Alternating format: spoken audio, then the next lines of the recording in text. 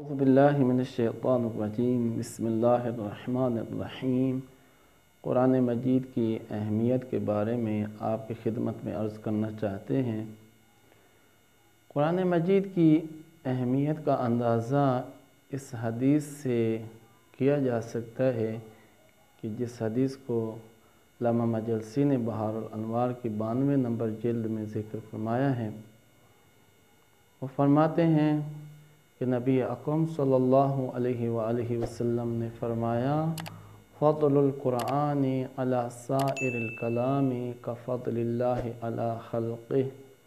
قرآن مجید کی فضیلت باقی کتب پہ ایسے ہے کہ جس طرح اللہ کی فضیلت اپنے مخلوق پہ ہے۔ تو نبی نے فرما دیا باقی کلام پہ، باقی کتب پہ اور باقی علوم پہ قرآن مجید کی کیا اہمیت ہے اور کیا فضیلت ہے۔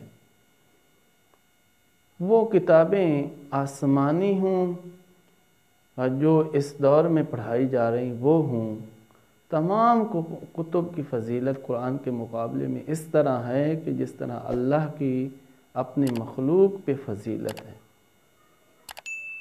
کتابیں وہ تورات ہوں، انجیل ہوں یا زبور ہو یا ریاضی ہو یا فزکس، بیالوجی، جتنے بھی علوم پڑھائے جا رہے ہیں، انگلش ہو، اس کے مقابلے میں قرآن مجید کی اس طرح اہمیت ہے جس طرح کہ خدا کی اپنے مخلوق پہ فضیلت ہے۔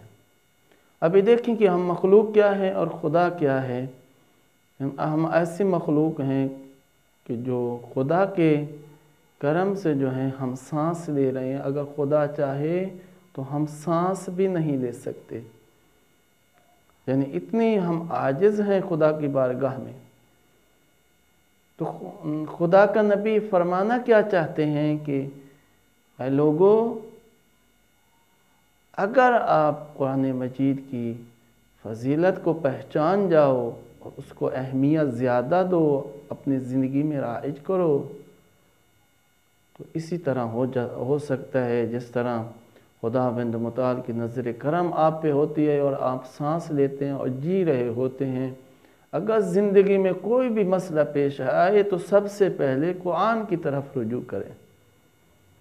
اسی لیے علماء نے اور قراء نے قرآن مجید کا سیکھنا ہر مسلمان پر فرض قرار دیا ہے۔ اگر قرآن مجید کو اس مقدار میں نہ سیکھا جائے کہ جو ہم اعمال میں پڑھتے ہیں، مثلا جیسے فرمایا کہ کسی کی نماز سورہ فاتحہ کے بغیر نہیں ہو سکتی۔ اگر سورہ فاتحہ کی تعلیم ہم صحیح حاصل نہ کریں، اس کو صحیح طریقے سے نہ پڑھیں تو ہماری نماز باطل ہو جائے گی۔ تو جن اعمال میں بھی عربی میں شرط ہے ان کو پڑھنا، تو عربی ہم نہیں سیکھیں گے، قرآن مجید کی صحیح تعلیم نہیں سیکھیں گے، تو پھر کیا ہوگا؟ وہ عمل باطل ہو جائے گا۔ جیسے کہ نکاح کے صیغے ہیں یا نماز جنازہ ہے یا ہم جیسے دعائیں پڑھتے ہیں، اگر قرآن مجید کو صحیح نہ سیکھیں یا عربی کو صحیح نہ سیکھیں تو وہ دعائیں کیا ہیں؟ باطل ہیں، وہ اعمال باطل ہیں۔ تو بعض قرآن کے احکام کو سیکھنا علماء نے واجب قرار دیا ہے، جیسے کہ مخارج حروف کو سیکھنا ہر مسلمان پہ فرض ہے، یعنی وہ حروف جو قرآن مجید میں استعمال ہوتے ہیں وہ کس جگہ سے نکلتے ہیں، ان کے نکلنے کی جگہ کون سی ہے۔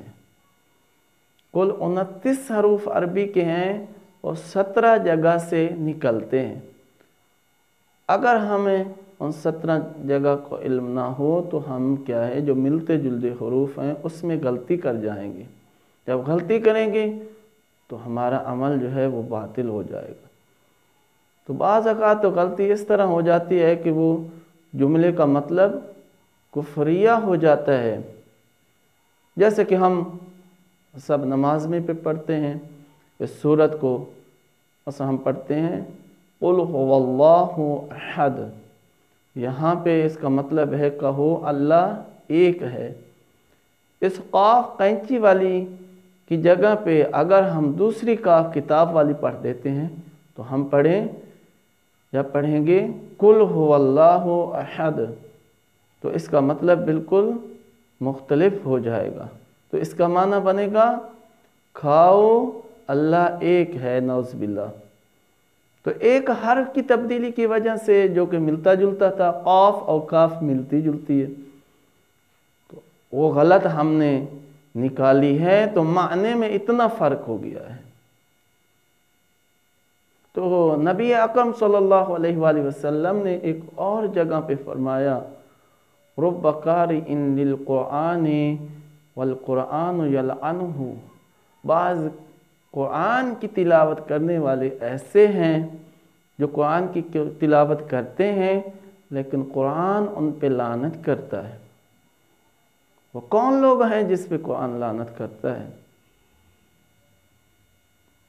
وہ پہلے وہی لوگ ہیں جو قرآن کو صحیح نہیں پڑھتے ہیں۔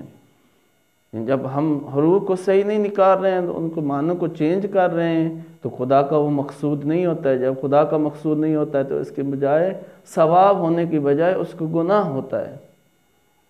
تو اس لیے ضروری ہے کہ مخارج حروف کی تعلیم حاصل کی جائے، اسی طرح صفات کی تعلیم بھی حاصل کرنا واجب ہے، اور ہمیں پتہ ہونا چاہیے کہاں پہ رکنا واجب ہے، کہاں پہ رکنا جائز ہے، کہاں پہ ملانا جائز ہے یا ضروری ہے۔ تو ان علوم کو سیکھنا ہمارے لیے واجب ہے کہ قرآن کی اہمیت پہ دلالت کرتا ہے۔ تو جو نبی کی حدیث کے مطابق قرآن کو اہمیت دینا چاہتا ہے تو اس پہ واجب ہے قرآن کی تعلیم حاصل کرنا، تاکہ جو ہے خداوند متعال کے ان احکام کو صحیح طریقے سے ادا کرے جو کہ خدا نے واجب قرار دیے ہیں، جن کی وجہ سے ہمارے اعمال قبول ہوتے ہیں۔ جب خدا نے ہمیں عبادت کے لیے خلق کیا ہے، خدا فرماتے ہیں وَمَا خَلَقْتُ الْجِنَّ وَالْإِنسَ إِلَّا لِيَعْبُدُونَ، میں نے انسانوں اور جنوں کو خلق نہیں کیا اللہ کے اپنی عبادت کے لیے خلق کیا ہے۔ تو اللہ کی عبادت کرنے کے لیے سب سے پہلی جو چیز ہے وہ نماز ہے۔ جب تک نماز قبول نہیں ہوگی تو معصوم فرماتے ہیں اس کا کوئی عمل قبول نہیں ہوگا۔ تو نماز کے قبول کرنے کے لیے نماز میں جو سورت پڑھ رہے ہیں، سورہ الحمد پڑھ رہے ہیں، اس کو صحیح طریقے سے جو ہے پڑھا جائے تاکہ ہمارے اعمال قبول ہوں۔ تو خداوند متعال کی بارگاہ میں ہم جو ہیں دعا کرتے ہیں خدا ہمیں توفیق دے کہ ہم قرآن مجید کی صحیح تعلیم حاصل کریں، کہ جتنی تعلیم حاصل کرنا واجب ہے